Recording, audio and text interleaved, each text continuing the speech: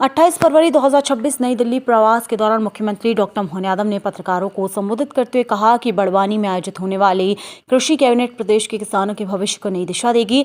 उन्होंने बताया कि ये कैबिनेट खेती को लाभकारी बनाने, आधुनिक तकनीक को बढ़ावा देने और प्राकृतिक खेती को प्रोत्साहित करने के उद्देश्य से बुलाई जा रही है। मुख्यमंत्री ने कहा कि सरकार किसानों की आय दोगुनी करने के संकल्प के साथ कार्य कर रही है।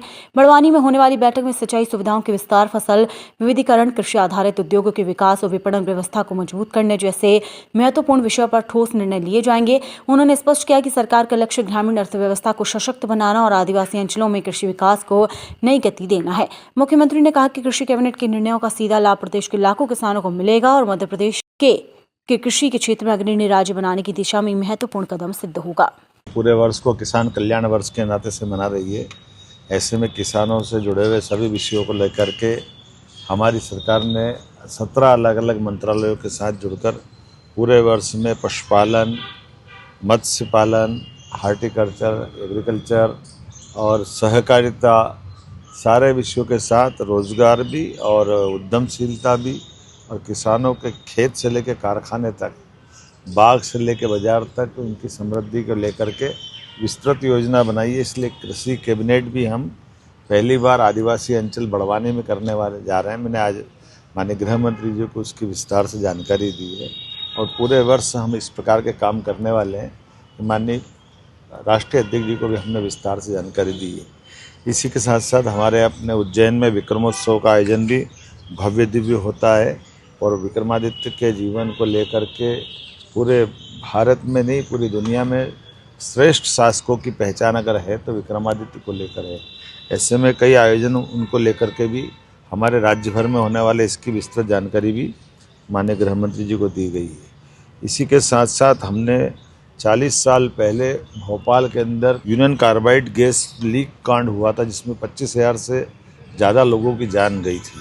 तब का यूनियन कार्बाइड का कचरा भोपाल में था। बीते साल हमने उस कचरे को निष्पादन करा करके भविष्य में यूनियन कार्बाइड की घटना जहां हुई है वहाँ स्मारक बनाया जाए और अच्छे से काम करे, इस दिशा में एक बड़ा प्रोजेक्ट हाथ में लिया है।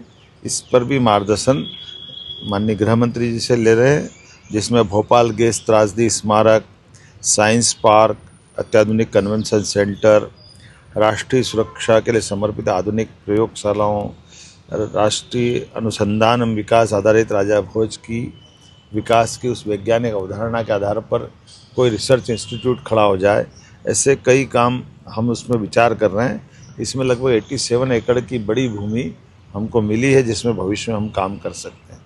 एक उल्लेखनीय उपलब्धि माननीय प्रधानमंत्री के मार्गदर्शन में माननीय गृह मंत्री जी की पूरी कार्य योजना के बलबूते पर मध्य प्रदेश सरकार ने मध्य प्रदेश की धरती को नक्सलवादी मूवमेंट से मुक्त कराया है। आज की स्थिति में देश का मध्य प्रदेश वो राज्य हुआ है जहाँ नक्सलवादियों की तमाम प्रकार की गतिविधियों को हमने विराम लगाया है। इसको लाल सलाम को आखिरी सलाम कहने वाला अगर कोई राज्य बना है तो मध्य प्रदेश बना है। ऐसे में भविष्य की दृष्टि से हमारे बेगा महोत्सव के माध्यम से बालाघाट में एक बड़ा आयोजन किया जाए और उस आयोजन के माध्यम से हम अपने इस पूरे लंबे समय तक जिसने नक्सलवाद का दंश भोगा ऐसे क्षेत्र के समग्र विकास के ऊपर भी माननीय गृह मंत्री जी का मार्गदर्शन मिले। ऐसे विस्तार से कई विषयों को लेकर हम आए थे। आज हमने उनसे मुलाकात भी।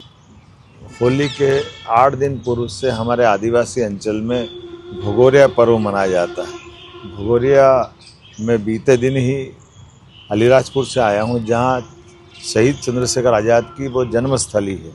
ऐसे में हमने उनको भी नमन किया, उनकी कल पुण्यतिथि थी, उनका स्मरण किया और भविष्य में हमारे क्रांतिकारियों से देश के अंदर मध्य प्रदेश का चंद्रशेखर आज़ाद का रिश्ता भी जानकारी में आए, इस पर हम काम कर रहे हैं।